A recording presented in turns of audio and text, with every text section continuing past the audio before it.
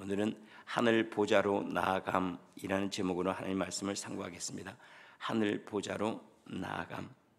우리에게는 큰 대제사장이 계시니 승천하신 이곳 하나님의 아들 예수다. 우리가 어떻게 사장님이 계시는 문 두들기고 불쑥 들어가는 것도 어려운데 우리는 하늘문을 열고 어떻게 언제든지 가서 주님 이것 주세요. 하나님 제가 힘듭니다. 도와주세요. 언제든지 주님의 보좌 앞에 나아갈 수 있는 그러한 담력이 어디에서 오는가 하는 이야기를 우리에게 해주고 있습니다. 우리의 마음은 늘 콩밭에 있을 수도 있고 늘 하나님의 나라를 살아갈 수도 있죠. 그런데 우리의 마음이 어떻게 하면 하나님의 보좌에 갈 수 있고 또한 그 갈 수 있는 담대함은 어디에서 오는가? 예수 그리스도 대제사장이신 그분께로부터 온다 하는 것을 우리에게 이야기하고 있습니다. 성도들은 항상 하나님의 은혜의 보좌를 늘 드나들 수 있어야 됩니다. 하나님의 은혜의 보좌로부터 가져와서 살아가는 것들, 생명의 주로부터 생명을 얻고 은혜의 주님으로부터 은혜를 가지고 살아가고 지혜의 주님으로부터 지혜를 가지고 살아간다면 그것이 주님을 따라 순종하는 삶이 아니겠습니까? 우리에게 큰 대제사장이 있으니라고 이야기를 하고 있습니다. 예수 그리스도시죠. 나의 대제사장이신 그리스도는 하늘로 승천하신 분이시다. 이 이야기는 무엇을 얘기하고 있는가 하면 우리의 모든 소원과 우리의 모든 생명까지도 예수 그리스도와 함께 하나님이 계신 그 보좌로 올라간 존재라는 거예요. 우리의 기도는 여기에 있지만은 그러나 우리의 간구는 늘 주님의 보좌에 있습니다. 그건 우리는 너무나 잘 압니다. 우리는 눈으로 보아서 마음이 전달되는 경우도 있지만 요즘에는 과학이 그저 이쪽에서 타자를 쳤는데 저쪽에 있는데 글을 읽어요. 우리 지금 살아가는 공간에도 그런 일들이 일어나고 있지 않습니까? 이쪽에서 카톡을 냈는데 엉뚱한 곳에 가서 카톡이 읽혀져요. 우리는 분명히 몸은 이곳에서 있습니다. 그러나 우리 몸이 읽혀지고 마음이 읽혀지는 곳은 어딘가? 그 주님의 보좌가 틀림없어요. 그래서 우리가 늘 주님 앞에서 살아가는 그런 믿음, 이게 하나님 신전 의식이라고 하죠. 하나님 앞에서 살아가는 의식이라고 하는데 늘 그 믿음이 우리에게 필요합니다. 그래서 우리 마음, 당신의 마음은 어디 있습니까? 예, 주님의 성전에 늘 있어요. 하늘 보좌에 늘 있습니다. 이것을 골로새 3장 3절은 사도 바울이 이렇게 고백을 하죠. 우리가 그리스도와 함께 우리의 생명이 하나님 안에 감춰 있습니다 라고 얘기를 하고 있어요. 우리의 생명은 그리스도와 함께 하나님 안에 늘 감춰 있습니다. 그러니까 우리는 이미 하나님 앞에 들어가 있는 거예요. 우리의 마음은 이미 하나님 보좌 앞에 가 있고 우리의 영은 하나님 앞에 늘 상수하고 있다는 것을 이야기해 주고 있는, 어떻게 그렇게 되었는가? 그리스도께서 가심으로. 그래서 예수님 안에서 내 존재를 확인할 수 있다면 그러면 우리가 지금 어디 있는지를 알 수가 있어요. 예수님이 죽으시고 부활하시고 승천하신 이야기가 단순히 예수님의 이야기라면 그러면 우리는 사모할 일들은 되지만 내가 살아갈 수 있는 이야기는 아니에요.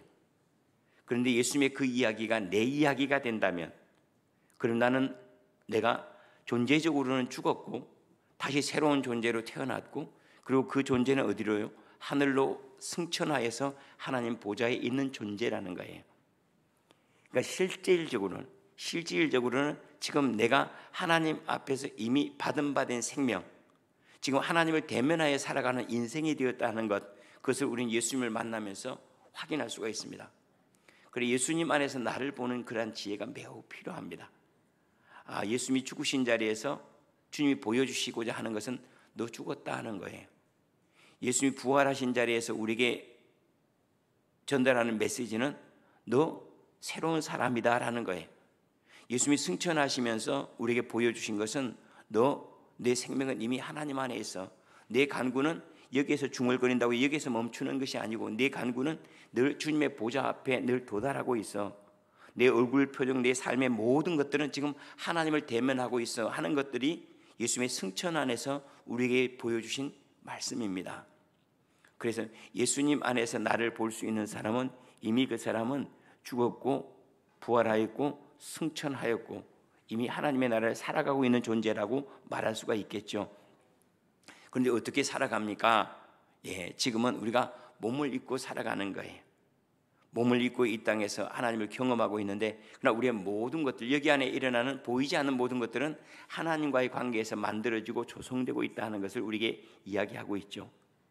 15절입니다. 우리에게 있는 대제사장은 우리의 연약함을 동정하지 못하실 리가 아니요 모든 일에 우리와 똑같이 시험을 받으신 이로되 죄는 없으시니라. 우리 주님이 우리의 중보자시죠. 그리고 대제사장이라는 말 그 자체가 중보자라는 뜻이에요. 주님이 우리의 모든 형편을 너무나 잘 아시는데, 왜냐하면 우리와 똑같이 고난을 당하신 분이에요. 똑같은 모습으로 오셔서 사람의 모양으로 사셨기 때문에 누구보다도 우리의 연약함을 잘 아신대요. 그래서 우리를 긍휼히 여기시는, 누구보다도 긍휼히 여기시는, 우리를 아파하는 것과 괴로워하는 것들을 이미 다 아시기 때문에 그러함으로 우리와 똑같이 시험을 받으신 이로되 죄는 없으시니라. 그분은 우리와 똑같은 분이기 때문에 우리를 위해서 친히 간구하실 수 있다는 거예요. 이해하시는 분이죠. 용납하시는 분이죠. 그리고 주님 앞에서, 하나님 앞에서 우리를 위해 친히 간구하신다 하고 이야기를 합니다. 우리 여기에서 잘 알아야 될 게 있습니다. 예수님 능력이 많으셔서 하나님께 순종했다고 착각을 합니다. 순종이라고 하는 것은 능력에 있지 않습니다. 우리가 죄를 이기거나 주님을 따라가는 데는 능력이 있으면 따라갈 수 있고 능력이 없으면 못 따라가고, 전혀 그게 아니에요. 순종이라고 하는 것은 믿음으로 따라가는 거예요. 능력으로 따라가는 게 아닙니다. 아버지를 온전히 신뢰하는 마음에서 평안할 수 있고 하나님께 내어 맡김으로 하나님의 나를 경험할 수 있는 것. 그래서 예수 믿는 사람들은 다른 것 말고 믿음을 붙잡아야 됩니다. 자꾸 능력을 얘기를 하면, 주님께서 그런 말, 내게 능력 주시는 자 안에 내가 모든 걸 살 수 있지 않느냐. 내게 능력 주시는 자 안에서 이미 우리 안에 하나님의 능력이 오셨어요. 성령이 오실 때 능력에 대해서 할 수 있거든요. 무슨 말이냐, 믿는 자에게 능치 못할 능력에 대해서는 얘기하지 말라는 거예요. 우리가 할 것은요, 그저 손을 얹으라 하실 때 손을 얹고, 기도하라 하시면 기도하고, 그리고 베풀라 하면 베풀고, 달라고 하시면 주고, 그냥 그렇게 하면 거기에서 나타나는 능력들은 그것은 하나님의 몫이에요. 우리의 어떤 것이 한 자라도 더하고 덜할 수가 있습니까? 하나님 주신 거예요. 그런데 우리가 능력이 있다 하는 것은 책임을 이야기하지 우리가 받은 은혜를 얘기하는 게 아닙니다. 많은 분들이 그렇게 착각을 합니다. 우리가 재정적인 능력이 있거나 또는 지적인 능력이 있거나 사회적인 능력이 있을 때 그것이 내가 하나님께 은혜를 입은 줄로 착각. 은혜를 입은 게 아니에요. 그냥 하나님께서 우리에게 맡기신 거예요. 청직이에요. 그래서 많이 가진 자에게 주님께 많이 요구하신다고, 많이 찾을 것이라고 말씀하신 거예요. 그러나 순종이라고 하는 것은, 우리가 주님의 순종이라고 하는 이거 전혀 상관이 없어요. 은혜라고 하는 것도 이거가 전혀 상관이 없어요. 왜냐하면 우리가 많이 가졌다고 해서 은혜가 크고 적게 가지면 은혜가 적고 그러진 않아요. 오히려 가난할 때 은혜가 더 큰 경우 얼마나 많은지 몰라요. 우리가 아플 때 발견한 은혜가 더 클 때도 많아요. 건강할 때 모르고 살았어요. 근데 아프고 나니까 내가 움직일 수 있는 것조차도, 내가 말할 수 있는 것조차도 은혜가 되는 거 훨씬 많아요. 그래서 능력에 따라서 은혜가 깊거나 그런 건 전혀 아니에요. 우리가 주님 앞에 보여줄 수 있는 건 능력이 아닙니다. 나 이거 할 수 있어요, 저거 할 수 있어요가 아니에요. 하나님께 우리에게 뭘 보이기를 원하신가? 믿음으로 순종하는 거예요.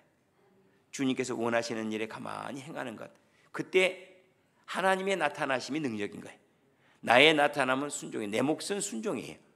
내 몫은 그냥 가만히 가는 것. 그리고 감사하게도 이 순종 안에 보이지 않는 것들은 담겨요. 이 순종 안에 하나님의 모든 것들은 이 순종 안에 담겨요. 하나님의 것들은요, 세상의 것들에 열심히 수고하면 담길 수가 있겠죠. 일을 적게 한 사람보다는 많이 한 사람이 일당을 더 많이 받을 수가 있어요. 공부를 적게 한 사람보다 공부를 많이 한 사람들이 더 좋은 성적을 받을 수가 있어요. 사람에게 인정받는 사람들이 승진을 빨리 할 수가 있고 명예를 얻을 수가 있겠죠. 그건 보이는 것들입니다. 보이지 않는 자유와 기쁨과 평안과 담대함과 영생은 전혀 우리의 능력에 있지 않습니다. 믿음에 있어요. 하나님의 모든 것들은, 용서의 기쁨이 어디 있죠? 용서받았다는 믿음 안에서만 있어요. 하나님의 임재는요, 하나님 나와 함께 하신다는 믿음 안에서만 있어요. 그러니까 보이지 않는 모든 것들은 믿음 안에 있어요. 그래서 믿음은 바라는 것들이 실상이요, 보지 못하는 것들의 증거다라고 명확하게 얘기를 하고 있습니다. 그런데 이 믿음이라고 하는 것은 우리의 소유와 우리의 능력과는 전혀 상관이 없는 거예요. 그래서 하나님 공평하신 거죠. 다만 우리의 삶이 때때로는 어렵고 힘든 사람도 있고 또 어렵고 힘든 경우도 있어요. 때때로 잘 나가는 사람도 있고 못 나가는 사람도 있고, 때때로 키가 훤칠한 사람도 있고 적은 사람도 있고 잘생긴 사람도 있고 못생긴 사람도 있고, 모든 사회적인 기준이 다 있어요.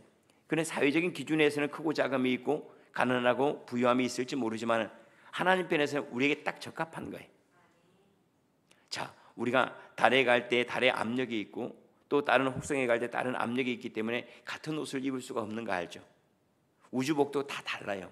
기압에 따라 다 다르기 때문에 상황에 따라 다 다른 것처럼 우리가 이 땅에서 이 육체의 이 모습이나 우리의 삶의 모습들은 하나님을 가장 잘 경험할 수 있도록 하나님이 만들어 놓으신 모양이에요.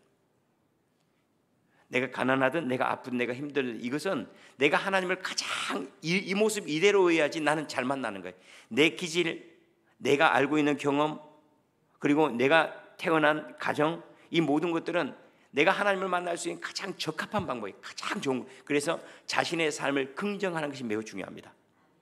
하나님, 제가 하나님을 만날 수 있는 가장 적절한 환경을 제게 주셨습니다. 이것을 인정할 때 그때 우리에게 나타나는 게 뭐냐면 마음은 치유와 회복이 나타나요. 하나님 내게 주신 것이 가장 합당하다고 여겨질 때, 그리고 그때 우리 몸은 치유를 경험해요. 우리 몸도 그때 이것이 주님께서 주셨는데 이 일을 통해서 하나님을 내가 더 깊이 만날 수 있다는 사실을 인정할 때, 하나님 나를 약하게 하신 것은 하나님의 강함을 만나게 하시고 하나님께 나에게 이 질병을 주신 것은 생명의 주를 만나게 하심 위함인데, 그래서 인정할 때 치유와 회복이 나타나는 거예요. 그래, 자기의 삶을 인정하는 것이 좋습니다. 당신은 당신에게 만족합니까? 너무 만족해요.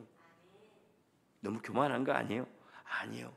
저는 다른 것 말고 누구보다 똑똑하다, 누구보다 비교하는 게 아니고 하나님을 만나고 하나님을 살아가기에 가장 적합한 환경, 가장 적합한 모습, 가장 합당한 기질을 하나님께 내게 주셨습니다 하는 것들.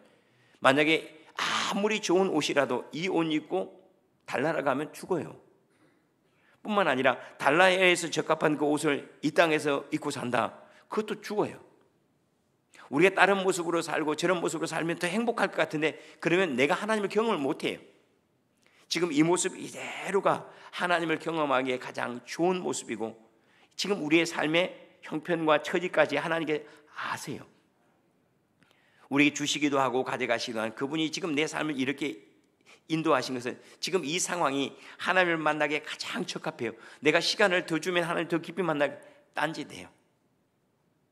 시간 더 많은 딴짓해요. 지금 이만큼의 시간, 이 여유가 하나님을 만나는데 가장 적합하고 가장 좋아요. 그리고 그 일을 즐거워할 줄 알아야 됩니다. 제가 우리 유순미 원사님을 보면 참 고맙다는 생각이 들어요. 왜냐하면 이 양반은 시도 때도 없이 수도원을 두고 혼자 막 사진 찍고 막 너무 재밌게 놀아요. 그러니까는 수도원을 이렇게 지어놓은 이유가 너무 좋잖아요. 여기 와서 즐거워하고 기뻐하고 막 올리고 막 사진 찍고, 이제 사진 기술도 많이 늘어간 것 같아요. 우리가 하나님께 내게 주신 이것들을 즐거워할 줄 알아야 돼요. 가난이든 아픔이든 힘든 일이든 버거운 일이든 지금 이 삶은 하나님을 경험하기에 하나도 부족함이 없어요. 하나님의 영광을 만나기에 하나도, 우리가 아무리 잘 꾸미고 잘 만들어놔도 우주 만물처럼 잘 만들 수가 없는 거 아시죠? 근데 밖에 나가면 가난한 사람에게도 똑같은 하늘, 부자에게도 똑같은 하늘이에요. 계절의 변화도 마찬가지예요. 우리가 얼마만큼의 많은 이 냉풍기나 온풍기를 틀어야지 이렇게 아름다운 꽃을 피우고 자연을 바꾸겠습니까? 아무도 할 수 없어요. 그런데 나가면 온 우주 만물이 끊임없이 바뀌면서 우리의 새로운 세상을 보여줘요. 하나님께 행하신 그 모든 것들은 그것을 즐거워하는 사람들의 몫입니다. 그리고 그 마음이 아버지를 깊이 만나기에 하나도 부족함이 없는 삶으로 우리를 인도하고 계시는데, 우리 형편을 너무나 잘 아시기 때문에 그래. 우리 주님이 이런 모습으로 살아보셨기 때문에 예수님께서 우리에게 보여주신 거, 야, 내가 이런 형편이 되니까 하나님 잘 믿지 않냐? 내가 이런 형편이니까 하나님께 순종하지 않냐? 그걸 보여주신 게 하나도 없어요. 왜냐하면 예수님의 형편으로 말하면 하나님을 똑바로 믿을 만한 상황이 전혀 안 돼요. 경제적으로도 그래요. 사회적으로도 그래요. 뿐만 아니라 예수님께 교육받은 것도 다른 사람에 비하면 매우 초라해요. 그럼에도 불구하고 하나님을 살아가는데 하나도 부족함이 없었어요. 하나님께 순종하는 데는 하나도 걸림이 되지 않았어요. 어떤 것도 걸림이 되지 않았어요. 왜냐하면 하나님을 살아가는데 가장 적합한 삶이었기 때문에. 예수님에게는 나사렛이 딱 좋은 동네예요. 예수님에게는 가버나움으로 이사를 했어야 좋은 거예요. 예수님에게는 딱 그 정도의 지식이 딱 좋은 거예요. 마찬가지로 우리 자신에게도 그래요. 우리 자신에게도 하나님을 만날 수 있는 가장 적합한 환경들, 그리고 적합한 지적 수준들, 그리고 외모나 내 삶의 환경이나 또 내 육체적인 연약하면 이 모든 것들이 하나님을 만나기 가장 적합한 상황이라는 사실을 받아들일 때부터 그때 모든 것들은 나에게 친구가 되는 거예요. 근데 세상 만물이 내게 친구인데 내가 그것을 받아들이지 못함으로 원수가 되는 거예요. 세상 모든 만물이 나를 도와주려고 하는데 내 마음이 열리지 않으니까 그들이 나에게 행하는 일들이 거추장스러운 일들이 되는 거예요. 때때로 싫은 일들이 되는 거죠. 아무리 내가 자식에게 잘해주려고 하더라도 자식이 마음 열지 않으면 그건 잔소리일 뿐이에요. 그런데 그 일을 기뻐하고 즐거워할 때 부모가 해주는 모든 것들은 그에게 지혜로 담길 수가 있겠죠. 하나님께 행하신 일들이 그와 같습니다. 하나님, 제 삶은 하나님께서 가장 적합한 길로, 적합한 방법으로 인도하셔서 여기에서 하나도 착오가 없으십니다. 이 믿음 안에서 우리는 지금 여기 임하고 있는 하나님의 나라와 하나님의 사랑을 깊이 만날 수가 있는 거죠. 감사하게도 하늘에서 우리를 위해 친히 간구하시는 주님은 우리의 모든 형편을 너무나 잘 아시는데 사람으로 오셨기 때문에 연약하고 부족한 것을 가져보셨기 때문에 그래서 호레비가 과부 사정 잘한다고 우리 주님이 사람이셨기 때문에 사람 사정을 잘 안다는 거죠. 그러므로 우리는 긍휼하심을 받고 때를 따라 돕는 은혜를 얻기 위해 은혜의 보좌 앞에 담대히 나아가야 합니다 라고 얘기를 해요. 다른 표현으로 말하면 우리가 하나님 붙잡고 씨름해야 됩니다. 이 사람 저 사람 쫓아다니고 이것저것 하는 대신에 하나님의 은혜 얻기 위해서 그분의 은혜의 보좌에 가서 늘 구하세요. 그분이 우리의 형편을, 당신이 지금 형편을 이야기하는 사람보다 더 잘 알고 계세요. 의사가 당신에게 진단하고 이런 상황입니다 말하는 것보다도 내 몸과 내 마음의 상태가 어떠한지 그분이 더 잘 알고 계시므로 그분 앞에 나가서 간구하세요.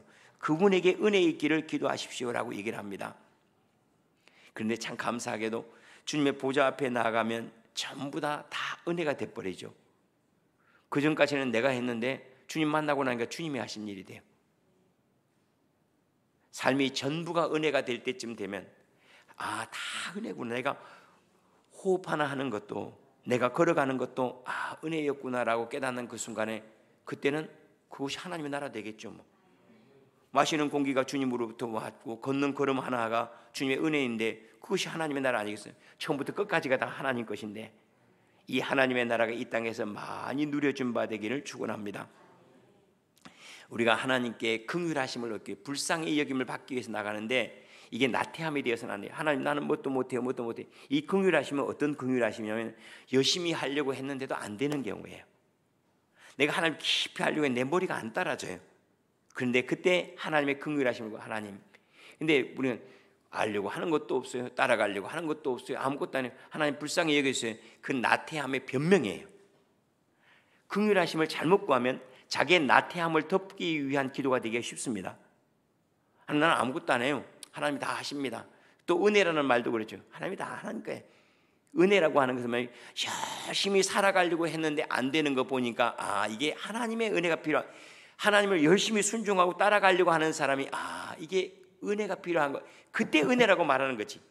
한 번도 한 적도 없고 열심을 낸 적도 없고 그러면 말해 은혜입니다. 뭐가 은혜예요? 그 은혜는 이 은혜예요.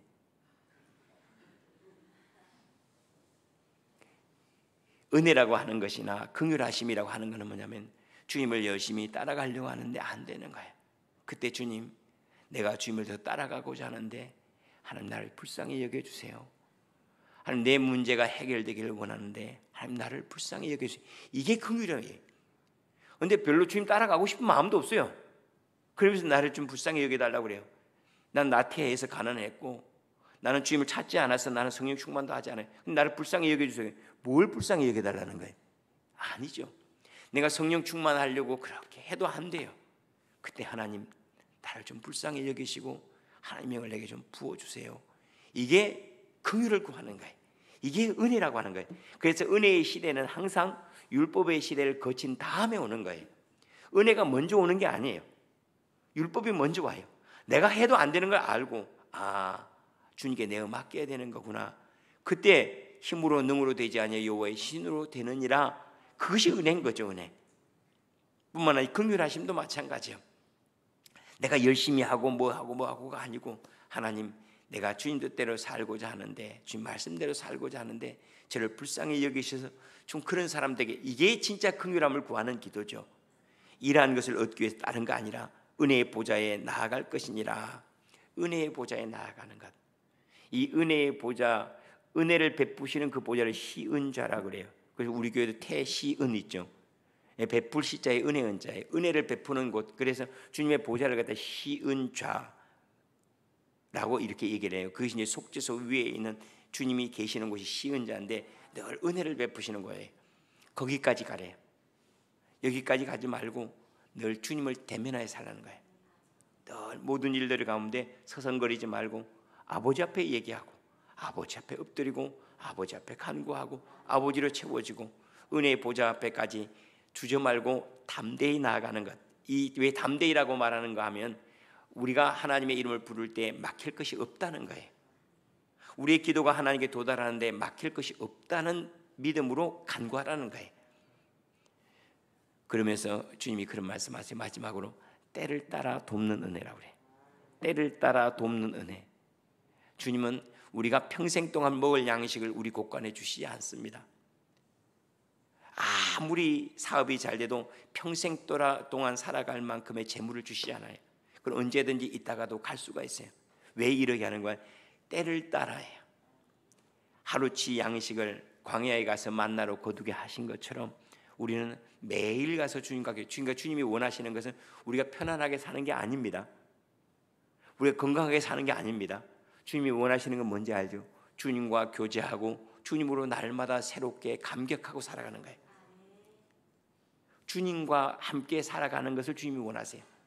부모가 자식에게 해주고 싶은 것은 뭐냐면 부모와 자식 간의 화평이 이루어진 것이 목적이지, 부모와 그냥 단절되더라도 너가 그냥 잘 살면 돼, 이게 부모의 욕심은 아니에요. 부모님이 진짜 원하는 자식이지, 자식이 잘 사는 게 아니에요. 자식이 잘 사는 건 그런 자식이기 때문에 잘 사는 게 필요한 거고 건강한 게 필요한 거지, 내 자식이 떠나 있는데 그게 무슨 의미가 있습니까? 나와 관계가 단절되니 무슨 의미가 있겠습니까? 마찬가지로 하나님께서 원하시는 것은 나예요. 나와 아버지와의 관계예요. 그것을 위해서 주시기도 하고 가져가시기도 해요. 그래서 주님과의 관계를 항상 먼저 생각해야 됩니다. 우리가 오늘 벌써 이제 추워서 목도리를 하고 옷을 입고 왔는데 온도에도 이렇게 민감한데 내 안에 성령의 충만함이 있는지 없는지도 내가 감각을 하지 못한다면, 내가 주님과 멀어지고 있는지 가까워지고 있는지, 내가 주여 하고 부를 때 전에는 한 번 주님 하고 부르면 은혜의 보좌 앞에 나아갔는데 이제 10번을 불러도 주님이 안 계신 것 같아요. 그렇다면 금식해야죠. 엎드려 통회해야죠. 하나님 말씀을 읽을 때 그 말씀은 전에는 천둥소리처럼 들렸어요. 모든 것들이 그 말씀 안에 잠잠해졌어요.